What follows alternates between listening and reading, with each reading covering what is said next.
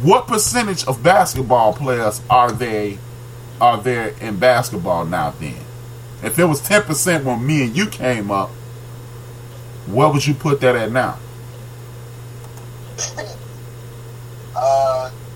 You know why? Okay, I don't see none. The only person, LeBron. Right. LeBron's a basketball player. He knows the game in and out. He's gonna make everybody better. LeBron's a basketball player. KD is a very talented offensive player. But that's the end of it. I mean, he's working on getting more assists. He had a good defensive year last year. Okay. But look how long it's taking him to do this, though. Right. It's crazy. That's terrible, man. I mean, because I'm forced to agree with you because it's literally like what the NBA is like watching a video game. Either you shooting the three, or you shooting or you dunking, and it's like, like I tell people who call in on my show, or I tell people I'm just talking to, I'm like, I predicted that the Cavs would beat the Golden State Warriors. I say the way you beat them is to move the ball around. Their legs will get tired. You will make an excellent shooter, a very good shooter, a very good shooter, a good shooter, a okay shooter. I say attrition does away with all that 3-point stuff, and no matter how tired you are, you can drive to the hole. And last time I checked, if you drive to the hole and get fouled and hit the free throw, that's 3 points too. And people looked at me like I was saying, and I need you to put some dirt in your hair, and it'll make your hair grow even faster. And I just don't get it. How is it that we don't have mid-range basketball anymore? That's crazy. Because everybody wants to be a 3-point shooter. That's crazy. Damian Lillard, Stephen Curry. I mean, those guys, they shoot from half court. They ruining the game for real. And when you say that, you just look up to them, and then they don't work on nothing else. And remember a couple years ago when Mark Jackson said that, and everybody was looking at him crazy. Yeah. What? I'm looking at your game. Who did you pattern your game after? I watched when I was younger. I wanted to be Larry Bird, Magic, and Jordan all in one. That's how I wanted my game to be. Right. But I think I have my own style, man. Yeah. I don't go to the rack strong. I just think I have my own style. Okay. They used to call me. They would say, "Oh, you like a baby Barkley, this and that." I was like, "Barkley don't have my handles. He don't have my D." I mean, I got offended when they said that. But well, with that being said, I guess you would be like a Joe Dumas with some bounce. Yeah, you can probably say that. Yeah, man. It's good to hear a former player say, "Hey, man, it's not the way it should be," because it's tiring watching this, and then to hear people, "Oh yeah, that's great," and I'm like, "No, it's not." It's truly refreshing to hear someone say, "No, you may be right," because I don't like that either. Thank you. How was it playing overseas, man? Because you got the CBA experience. You know what? I skipped a step. Now you're playing with the Suns. Talk to me about playing with the Phoenix Suns. Well, what happened? So we had we had a CBA camp where all the NBA scouts came and watched. Mm-hmm. So I had a good outing. So the Suns interested then. Then I ended up going to a mini camp with the Suns, and I did very well. And they was in contact with my agent. Okay. It was the lockout. Lockout like messed everything up. Wow. So I go to Greece. My rookie year, we made it to the Final Four of the. I think it was not the. They weren't the Euro Cup at the time. It was Courage Cup. Okay. So we made it to the Final Four. We played against Barcelona. They were stacked. So And I believe our team, the oldest guy was probably 23 at the time. So it's over. Yeah, y'all playing against me. Yeah, it looks like we won the championship with that team. So after that, Cadence brought me in. I finished out this season, backed up Jason Kidd. It was a great, experience. It was my goal to always make it. So yeah. Mission accomplished. Yeah, mission accomplished. Yeah. You had a short NBA career. How does it feel to get there but not be able to stay?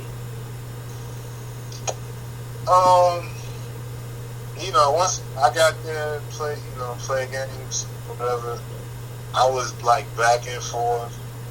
Cause I had great experience in Europe, so I was like back and forth. What do I really want to do? Play NBA, sit on the bench, or go overseas and be a superstar? So, me and the agent I had at the time, we was bumping heads. I was like, man, I'm tired of taking these, after the Phoenix thing, I was tired of taking chances. I ended up going to the Clippers for Summer League, averaging like 20 points, 9 assists.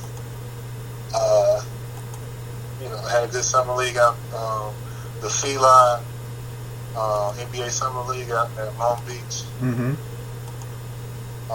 The Lakers, the Summer League, with Kobe and Derek Fisher. That experience with Kobe, I'll never forget.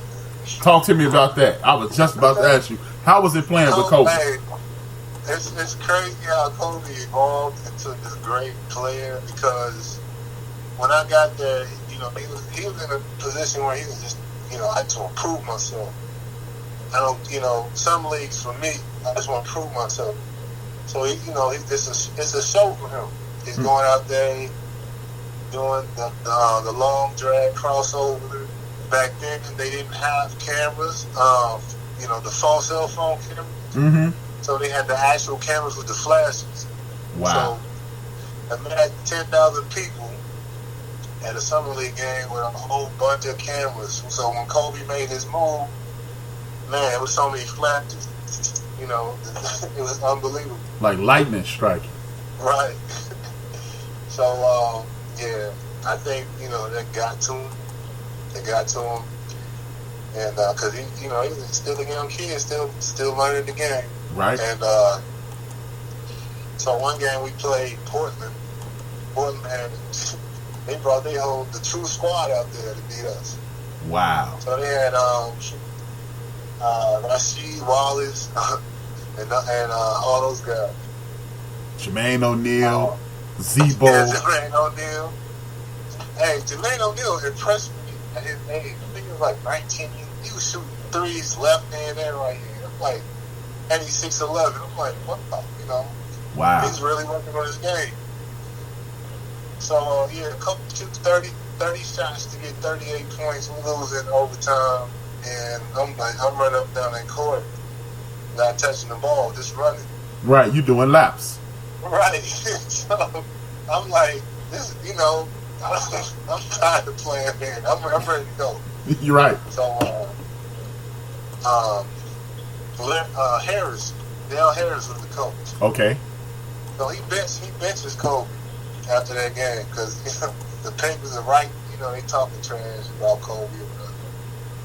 So he benches Kobe that game. We played Dallas the next game.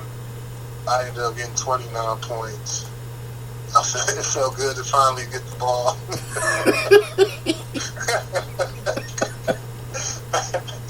And, that experience in LA was crazy. Okay. Give me a guy in the league a guy that you played against that you go, I don't understand how this guy, because like Tracy was explaining how sometimes it's just a numbers game. We're trying to keep this contract, they playing with people's contract. Give me a guy that you go, I don't understand how this guy didn't make it. Didn't make it or made it? Both. If you got both. I feel myself for one. Oh, yeah. Killing them in the summer league, and then I'll go to Utah, Well, Utah was a different situation because they already had their roster full. They had 13 contracts, but they brought me in. That's one of the reasons why me and my agent bumped heads. I would have been count. They might find room for it. So I go, and I end up getting player of the game against the Knicks, you know, and then get cut. I'm like, oh, man. ESPN and was talking about me. I forgot the guy's first name, but Carter ended up at Miami. Okay. He ended up playing well. Anthony Carter. Anthony Carter, yeah. We were the main attractions, the free agents. So, you know, after getting player of the game, this is Knicks coming off the bench, getting 19 in 17 minutes. I still can't get a contract, and then that's when I was like, it's political. So that's when I was like choosing overseas, man. I couldn't do it. I couldn't take the letdowns, you know, even when I knew I was putting in work. You know, it was heartbreaking. You know what? I want to talk to you about that. Because I consistently say that. And do you think every NBA team is actually trying to win, or are they just saying, "Hey, man, we getting these guys in here, and we gonna keep getting paid"? Yeah, I mean, it's back then. Now what they do, teams are like, okay, if we can't put the pieces together to compete and try to win the championship, we just, you know, then they start saying, yeah, just like you said, we're just trying to get people to keep them on the contract, pay them off, and then move on. Yeah, that's how they doing it. It's crazy. Because people they prepared just to beat the first. You know, back then they were trying to say, hey, we want to make the playoffs. We want to get out of the first round of the playoffs. Now it's like, if we can't compete for a championship, we might as well trade our picks for the lottery and all this and stuff, and, you know, try to get the next big thing and try to rebuild and stuff like that. Yeah, they're doing that. And that's something that is beyond me, man. I just, that frustrates me to no end, because I'm watching this and I'm like, when I watch basketball, when I play basketball, as I watch basketball, if I'm watching any form of athletics, and I was a part of a team called the Untouchables. And again, I'm not a basketball player. I was a cornerback, and because I backed up so much, I could jump high. So it looked like I could play. So I was always on the bench, and I'm like you. I said I'm a defensive player. The tallest dude, my cousin was our center at 6'3". We were going to the gym with actual basketball-sized guys. We were going to a gym with Alvin Sims playing point guard, and our point guard was 5'6". And we never said, "Oh no, we don't stand a chance." And I'm watching these guys in the league go, "Hey man, we gonna tank this year." And I'm like, what the hell do you mean you're gonna tank because you can't contend? The only way you can contend is to go in the gym and say, "We got y'all," and that's gone too. And nobody's saying anything. As a matter of fact, I didn't even cover this with Tracy and the other guys. How do you feel about that, being a former guy who was paid to do this, who loved doing this, and you hear, "Oh, we're tanking"? How do you feel about that? It's unbelievable, man. Why would you sit there and just throw away money? I don't understand. You're just throwing away money for what reason? I guess the owner's like, we're going to make our money back from sales and merchandise, apparel, or whatever. So that's how it seems like. Instead of like really going to bring a staff in that's going to motivate your players. Thank you. You know, try to get through it and see how far you can get. I mean, that's how college is. You never know who's going to come out of that 64. Exactly. Because it's just, I don't get it, man. It's like, what do you mean tank? You gonna lose on purpose? And what am I to do while we tank it? Like, remember a couple years ago, the Sixers, anytime they got somebody who was marginally good, no, you got to go because we're not trying to win yet. And nobody said anything. Yeah. And, it's just, I don't get it either, man. I'm baffled. So, you decide, enough with the NBA. Let me ask you this. What's the percentage of players that just say, you know what, I'm tired of playing this game, I'm going overseas? How many people let's just say 100 guys, you got 64 guys get drafted, and how many of that